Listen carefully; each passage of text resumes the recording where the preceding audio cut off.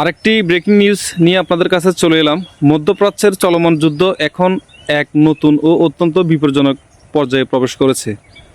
Israel সরাসরি হামলা চালিয়েছে ইরানের সবচেয়ে গুরুত্বপূর্ণ গ্যাস ক্ষেত্র সাউথ পার্সে, যেটি বিশ্বের সবচেয়ে বড় গ্যাস ফিল্ড হিসেবে পরিচিত। এই হামলার পরপরই পরিস্থিতি দ্রুত বদলে যায়। ইরান পাল্টা হামলা চালায় গালফ রিজিয়নের বিভিন্ন এনার্জি স্থাপনায়। সবচেয়ে বড় আঘাত লাগে কাতারের RAS লেফেন LNG ফ্যাসিলিটিতে। এখানে ভয়াবহ আগুন এবং বড় ধরনের ক্ষয়ক্ষতির খবর পাওয়া গেছে। এই স্থাপনাটি একাই বিশ্বের 20% LNG সরবরাহ করে। এখন যুদ্ধ শুধু মিসাইল বা সামরিক ঘাঁটিতে সীমাবদ্ধ না, এখন সরাসরি এনার্জি ইনফ্রাস্ট্রাকচার ওয়ার শুরু হয়ে গেছে।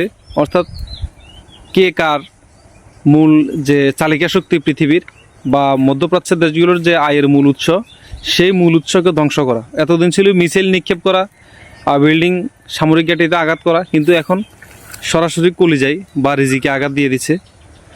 এখন তাদের টার্গেট হচ্ছে গ্যাস ফিল্ড, LNG প্ল্যান্ট ধ্বংস, তেল শোধনাগারে হামলা।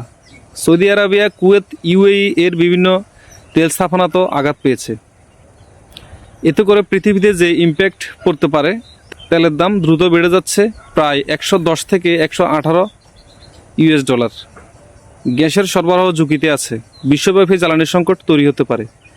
গালফ দেশগুলোর মন্ত্রীরা এই হামলার তীব্র নিন্দা জানিয়েছেন। ইউনাইটেড স্টেট থেকেও সতর্কতা এসেছে। যুক্তরাষ্ট্র বলছে যদি কাতারের উপর আবার আক্রমণ হয়, তাহলে বড় ধরনের প্রতিশোধ নেওয়া হবে। এখন আমার শেষ কথা হচ্ছে, এই সংঘাত কি পুরো গালফ রিজিয়নে ছড়িয়ে পড়বে, নাকি আন্তর্জাতিক চাপের মুখে থেমে যাবে? কারণ এখন যুদ্ধ শুধু দেশ বনাম দেশ না, এটা হয়ে গেছে এনার্জি ওয়ার, যার প্রভাব পড়বে পুরো বিশ্বে। ধন্যবাদ সবাইকে।